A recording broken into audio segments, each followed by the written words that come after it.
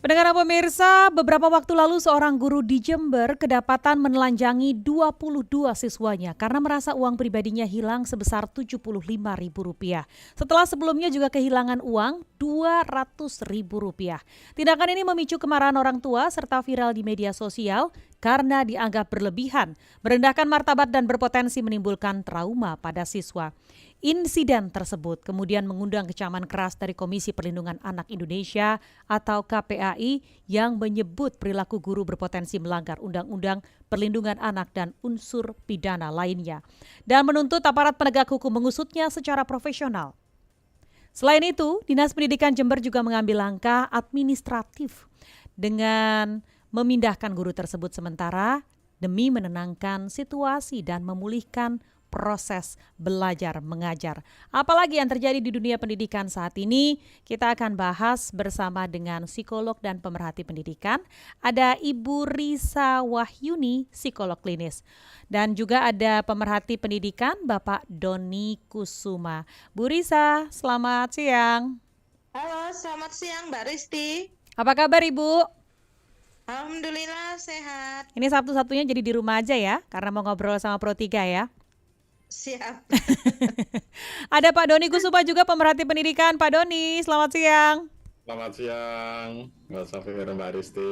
Iya, kita mau ngobrol-ngobrol soal kejadian kali ini apa ya, perlindungan kepada siswa. Tapi ini kalau dibilang selama ini yang terjadi adalah bullying di antara para siswa, kali ini dilakukan oleh seorang tenaga pendidik. Saya mungkin minta pendapat dari Pak Doni terlebih dahulu. Seperti apa sih menurut Pak Doni kejadian ini begitu? Kenapa sampai hati seorang tenaga pendidik menelanjangi siswanya untuk mencari uangnya? Ya, sebenarnya ini kejadian yang sangat memprihatinkan ya, karena selama ini kalau kita melihat berbagai macam indikasi pelanggaran yang dilakukan oleh guru, biasanya kan masih terkait dengan masalah pendisiplinan, kemudian mengajak siswa untuk tertib, disiplin, begitu ya, dan kadang-kadang agak keras sedikit kata-katanya seperti itu. Itu biasa di dalam proses pendidikan. Tetapi yang kali ini terjadi sudah benar-benar di luar nalar gitu ya, dan juga sama sekali sulit untuk dipahami mengapa seorang guru melakukan tindakan seperti itu. Dan ini kan sebenarnya selain mempermalukan anak, juga melanggar hak-hak anak, dan tentu saja ini melakukan terjadi semacam pelanggaran terhadap atau kekerasan seksual, sebenarnya bisa masuk dalam kategori itu. Nah, hal seperti ini tentu tidak muncul begitu saja ya. Saya yakin kalau seorang guru, dia pasti akan berpikir panjang untuk mencari uangnya yang hilang. Saya pernah mengalami bahwa ada anak, ini yang hilang uangnya anak gitu ya. Lalu kemudian sama-sama kecurian, lalu kemudian hilang. Prosesnya harus jelas gitu ya. Ada standarnya, ada prosesnya, ada transparansinya, dan sanksinya jelas gitu. Kalau ketahuan, waktu itu akhirnya kami tahu ada anak yang memang mencuri karena ketahuan uangnya itu ada di tasnya dia, ya akhirnya kita keluarkan. Karena ini proses pendidikan gitu ya, tetap harus ada aturan yang ditegakkan. Sehingga kejadian di Jember ini menurut saya, Mbak Risti, ini sesuatu yang sangat-sangat memprihatinkan dan tentu perlu menjadi pelajaran bersama bagi sekolah, pemerintah daerah, dan juga tentu kementerian perlu juga mengantisipasi bagaimana untuk mengatasi hal ini. Tentu ini semacam oknum ya, nggak bisa kita generalisasi, tetapi sebenarnya di balik persoalan ini kan ada perkembangan mental, emosional, psikologis dari pendidik yang tidak terdeteksi sejak awal sehingga tidak terdampingi atau ya harus dilihat kasus per kasusnya. Untuk yang di Jember ini saya belum begitu tahu ya data-datanya mengapa, apa alasannya mengapa seperti itu. Apakah memang ada persoalan psikologis mental dari gurunya atau hal yang lain, kami belum tahu mendapat informasi. Tapi ini sangat memprihatinkan dari sisi Oke. praktik pedagogis pendidikan karakter di sekolah, Mbak. Oke, saat ini guru tersebut mendapat sanksi administratif oleh Dispendik setempat begitu ya. Ini cukupkah? Karena kalau lihat dari kemarahan publik ataupun juga Pak Doni tadi bilang ini sebenarnya melanggar hak asasi dan sebagainya begitu. Cukupkah sanksi administratif atau ada tindakan-tindakan dari sisi pendidikan juga yang harus diterapkan? Ya, kalau kita ikutin kebijakan dari kementerian saat ini, kan Permendikbudrismen itu sudah ada ya tentang budaya sekolah aman dan nyaman. Ya, jadi artinya memang kalau misalkan ini merupakan pelanggaran pidana, pelanggaran terhadap hak anak, tentu dari pihak yang dirugikan, dari pihak anak, dari pihak keluarga itu bisa melakukan proses hukum karena mereka yang melanggar hukum tidak ada tempat di dalam satuan pendidikan kita. Jadi tempat pendidikan itu harus mencerminkan nilai-nilai pendidikan. Ya. Itu yang pertama. Tetapi yang kedua, kita harus melihat latar belakangnya dulu apa yang terjadi dengan guru ini gitu ya. Apakah lingkungannya, apakah persoalannya, sehingga ini harus benar-benar diklarifikasi. Jadi pada intinya kalau saya, jalur hukum itu adalah jalur yang terakhir ya supaya tidak menjadi presiden yang buruk bagi setiap guru ketika harus mendisiplinkan siswa. Tetapi setiap pelanggaran tindak pidana, pelanggaran terhadap hak anak memang sebaiknya itu diproses. Namun demikian harus jelas duduk masalahnya dulu gitu. Jadi posisi saya sebenarnya pertama-tama ya kita melihat terlalu banyaklah kasihan Bapak Ibu guru itu selalu menjadi objek ya. Lalu sekarang ini persoalannya kan ada oknum ya, saya bisa mengatakan tidak pukul rata semua guru seperti ini, sehingga kalau memang benar-benar ini sesuatu entah kekeliruan, kekilafan atau apa harus dicek. Sebaiknya memang harus diusut tuntas supaya kejadian ini tidak berulang kali itu, karena pelanggaran terhadap aturan-aturan dan norma hukum memang harus ditindak tegas, karena ini juga menjadi proses pendidikan bagi guru, bagi sekolah, bagi pemerintah daerah untuk lebih peduli begitu. Saya minta tanggapannya Bu Riza terlebih dahulu. Kasus ini terjadi pada siswa kelas 6 yang usianya kurang lebih mungkin antara 11, 12 begitu ya, Bu Riza, yang bisa dibilang ini peralihan antara anak menuju ke remaja. Nah, bagaimana trauma ini ada di anak-anak yang pada hari itu diperiksa, apalagi dibuka pakaiannya begitu di ruangan kelas yang terkunci rapat? Iya, pertama kita sangat menyayangi tindakan yang dilakukan oleh oknum guru ya dalam rangka untuk pengungkapan kasus itu sampai melakukan penelanjangan ya. Kalau kami bilang kalau disengaja itu berarti penelanjangan yang dilakukan oleh oleh guru, oknum guru, yang mana kemudian hal ini sangat mempengaruhi dalam hubungan guru dengan siswanya. Dan itu kalau kita mau bicara apakah ada di dalamnya pelanggaran, jelas ada. Melakukan dengan sengaja penelanjangan itu termasuk pada pelanggaran tentang Undang-Undang Tindak Pidana Kekerasan Seksual, yaitu tindakan pelecehan seksual. Itu yang perlu kita pahami. Nah, bagaimana dampaknya kepada siswa? Saya yakin ini sangat luar biasa.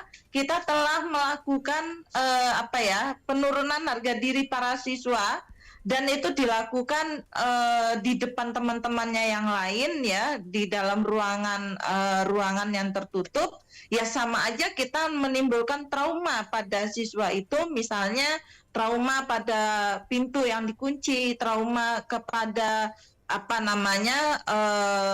tentang intimidasi, karena kan menelanjangi itu pasti ada unsur intimidasinya, Mbak. Secara psikologi. Artinya membuka pakaian di depan umum begitu ya?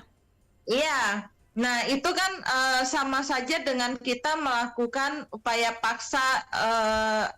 Kalau kami bilang, kalau saya secara psikologi mengatakan bahwa dia menimbulkan trauma yang cukup luar biasa atas perilaku-perilaku tersebut, dan itu akan bisa juga berdampak kepada beberapa siswa mungkin yang dia misalnya takut dengan dengan kegelapan misalnya, Mbak, atau Bu Riza, dengan mohon pintu maaf yang terkunci misalnya. Bu Riza, ditahan dulu, kita masih lanjutkan karena ada satu penelpon yang sudah bergabung di ujung telepon. Saya sapa dulu pendengar dari Pekanbaru ini, Pak Atong. Selamat siang. Selamat siang, Mbak Risti Rustarto. Iya, Pak Atong. Gimana? Mau memberi komentar apa nih terkait dengan kasus ini, atau mau bertanya langsung ke Pak Riza, Bu Riza atau Pak Doni? Komentar saja, karena biasanya kejadian guru dan murid di sekolah itu pasti ada sebab akibatnya, itu jelas clear. Banyak kali kejadian, kemarin di Sampang juga ada, di Jambi juga ada, di Lampung kejadian apa juga itu, ada. Pak Atong? Istilahnya kejadian gurunya berantem sama murid lah, pelecehan Oke. guru ke murid lah, sangat banyak di negeri kita. Tapi itu kan oknum, bukan semua guru kan. Ya. Itu kan oknum kalau seperti itu. Jadi kalau hukumnya harus jelas dulu, ada sebab, ada akibatnya, itu wajib dikelirkan dulu. Nggak boleh kita judge guru itu bersalah atau murid itu bersalah, harus Baik. kedua-duanya dikonfrontir dulu kan gitu. Baik, Pak Atong. Terima kasih banyak Pak Atong untuk Iya. tanggapannya. Ya, silakan Bu Riza dilanjutkan. Iya, jadi apapun misalnya kesalahan daripada siswa, kita yang perlu kita pahami semua bahwa melakukan pelecehan, melakukan penghukuman itu sangat tidak dibenarkan. Sekalipun misalnya ada yang salah, gitu ya. Maka kemudian kalau kita memberikan punishment, berikanlah punishment yang sifatnya adalah mendidik, yang tidak mengarah kepada kekerasan. Ini yang perlu kita pahami. Kekerasan-kekerasan yang kita pahami ada beberapa, kekerasan fisik, kekerasan psikologi, ya, kalau fisik itu dipukul, kemudian dijejekin, yang itu menimbulkan luka secara fisik. Kemudian kekerasan psikologi, penghinaan, merendahkan martabat, itu menimbulkan trauma kepada psikologinya. Dan kekerasan seksual, dari yang sederhana penelanjangan, pegangan, sampai kepada terjadinya koitus, gitu ya.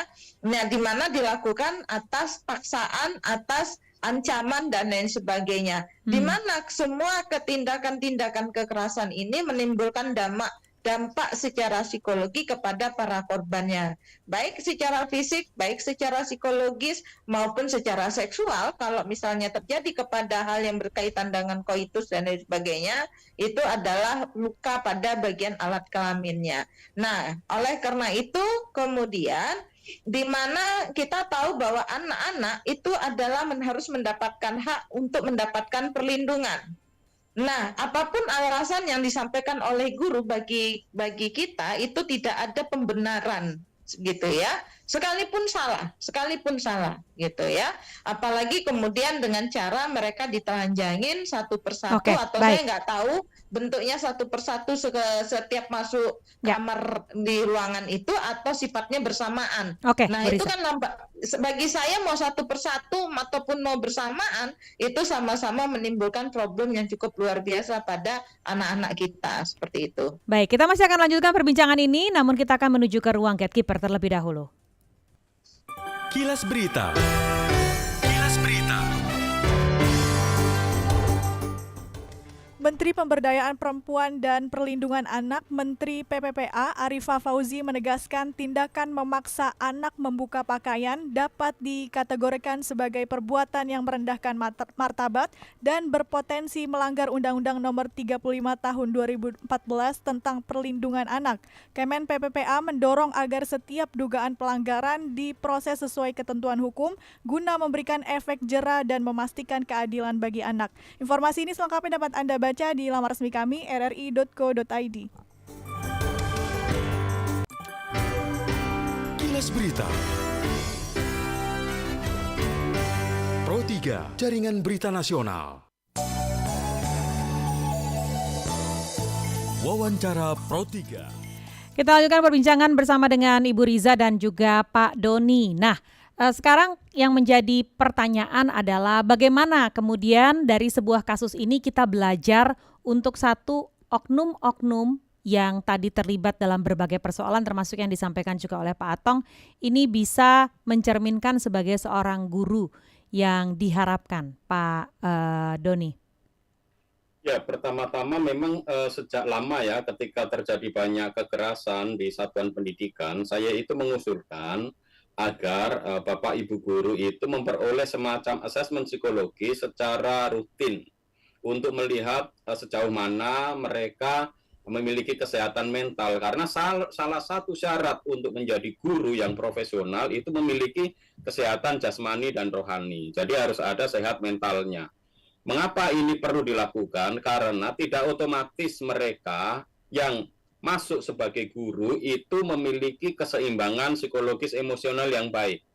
Jadi kasus-kasus misalkan banyaknya kasus pelecehan seksual terhadap anak di sekolah karena adanya guru yang memiliki kecenderungan pedofilia, itu harus dilacak sejak awal begitu ya. Tetapi ini kan menimbulkan persoalan dari sisi biaya dan anggarannya. Karena untuk mengadakan assessment itu perlu biaya.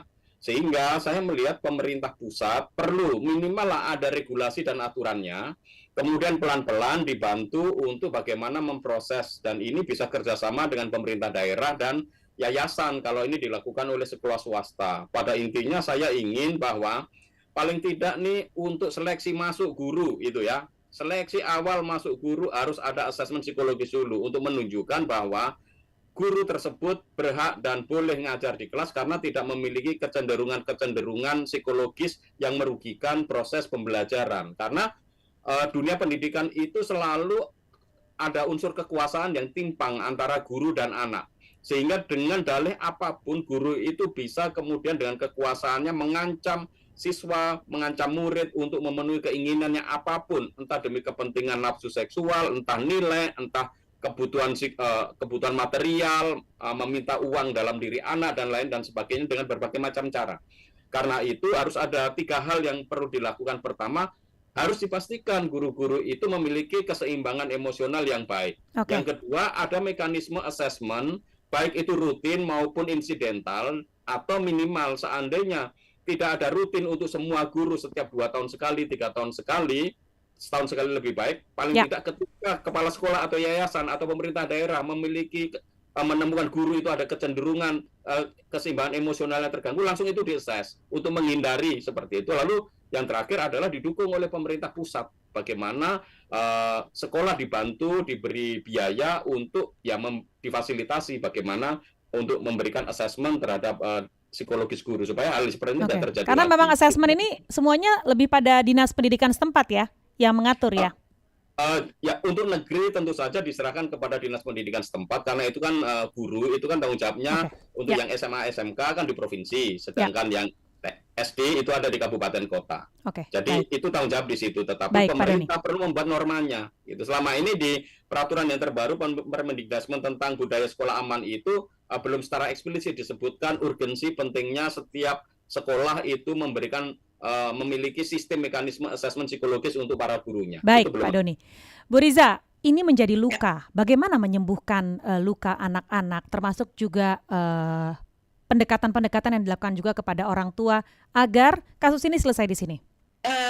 Baik, selesai di sini itu maksudnya gimana, Mbak? Perlu dijelaskan dulu ya. Artinya ini tidak menjadi luka berkepanjangan. Kalau misalnya ada kejadian mereka menganggap bahwa memeriksa orang itu hal yang wajar begitu, padahal ternyata nyatanya tidak.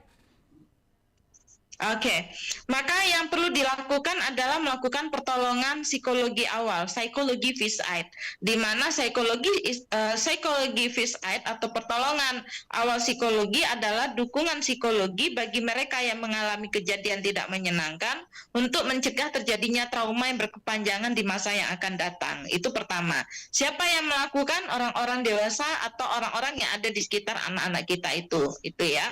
Nah, kemudian bagi anak-anak kita yang setelah 1 bulan 2 bulan pasca kejadian masih mengalami mimpi buruk, kemudian mengalami depresi dan lain sebagainya, maka intervensi psikologi itu menjadi hal yang krusial untuk mencegah terjadinya problem mental health yang lebih parah. Nah, kemudian tadi saya menanggapi juga apa yang disampaikan oleh Bapak tadi dari Dinas Pendidikan. Saya setuju sekali karena kami pernah melakukan asesmen psikologi terhadap 300 orang guru yang ada di sebuah yayasan. Ternyata saya mendapatkan 38% itu adalah kecenderungan pedofil. Percaya atau tidak?